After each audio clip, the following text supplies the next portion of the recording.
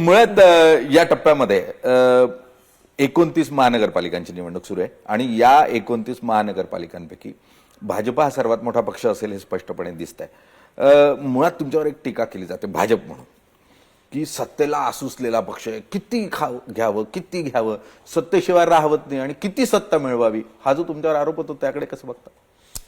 हा आरोपच मूर्खपणाचा आहे. कोणीही राजकारणामध्ये कंचे खेळायला तर आलं नाही. जे आमच्यासमोर हारतायत त्यांना सत्ता मिळाली असती त्यांनी घेतली नसती. ते प्रयत्न करत नाहीत, ते आमच्यासमोर लढत नाहीत. आता आम्हाला अधिक यश मिळतं कारण आम्ही फोकस्ड आहोत. आम्हाला अधिक यश मिळतं कारण मोदीजींसारखं नेतृत्व आमच्याकडे आहे. आम्हाला अधिक यश मिळतं याचं कारण अतिशय समर्पित कार्यकर्ते आमच्याकडे आहे. जनतेमध्ये आम्ही राहतो, जनतेकरता आम्ही काम करतो. विकासाचं मॉडेल तयार करून ते प्रत्यक्षात एक्झिक्यूट करण्याचं काम आम्ही करतो. त्यामुळे मला असं वाटतं की या संदर्भात सत्तेचंच राजकारण असतं, फक्त नंतर सत्ता कशाकरता वापरता.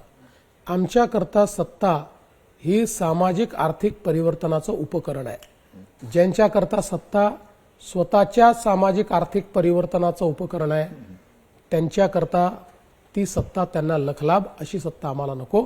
आम्हाला सामाजिक आर्थिक परिवर्तन घडवायचं आहे. महाराष्ट्राच्या राजकारणात मुळात 20% राजकारण 80% समाजकारण हे समीकरण घेऊन महाराष्ट्राचं राजकारण होत आलं. सध्याच्या परिस्थितीमध्ये हे समीकरण पूर्णतः बिघडलेलं आहे. भविष्यामध्ये निश्चितपणे भाजप असो किंवा कोणत्याही राजकीय पक्षाच्या माध्यमातून हे समीकरण कायम राहील आणि समाजाप्रती दायित्व हे राजकारण्यांचं काय हे समजून घेतलं जाईल अशी अपेक्षा करूयात. आणि इतकंच नाही, जर क्षत्रियत्व दाखवायचं असेल किंवा राजा व्हायचं असेल तर लढावं लागतं आणि जिंकावं लागतं. जिंकण्यासाठी लढण्याची क्षमता नसेल तर तुम्ही राजकारणी होऊ शकत नाही. आणि त्यामुळे भाजप लढतंय आणि सातत्यानं जिंकतंय आणि ही गोष्ट तरी भाजपकडून इतरांनी विरोधकांनी शिकायला हवी. सर, तुम्हाला खूप खूप शुभेच्छा. आभारी. निवडणुकीसाठी खूप खूप धन्यवाद.